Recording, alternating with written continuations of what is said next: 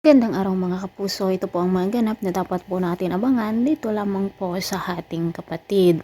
Ngayon nga po mga kapuso ay nasa ospital itong si Tyron dahil na nga po dito sa pangbubugbog ng anak at pamangkin ng lalaki na kung saan ay naengkwentro nga po niya sa daan.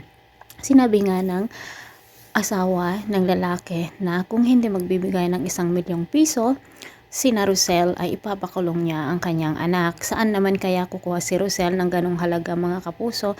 Ngayon nga po ay malaking problema ito.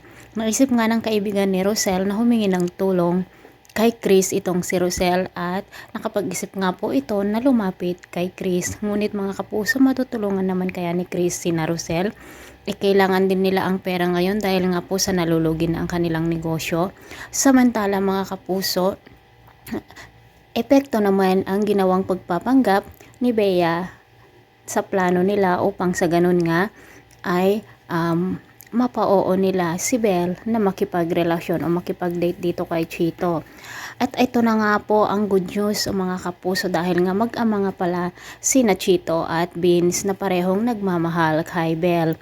Ano kaya ang gagawin ni Chris kapag malaman niya ang ipinapagawa ni Bea dito kay Belle? Ngayon nga po ay talagang ang dami-daming problema na magaganap dito sa ating kapatid at dumating naman po ang ina ni Tali na kung saan ay hinanap niya si Malu upang tanungin kung nasaan nga ba ang kanyang anak. Mga kapuso, malalaman na kaya ni Tali na hindi nga siya kambal nitong si Tyron at hindi nga si Rosel ang kanyang tunay na ina. Ito po ang mga dapat natin abangan dito lamang po sa ating kapatid. Maraming salamat. Bye-bye.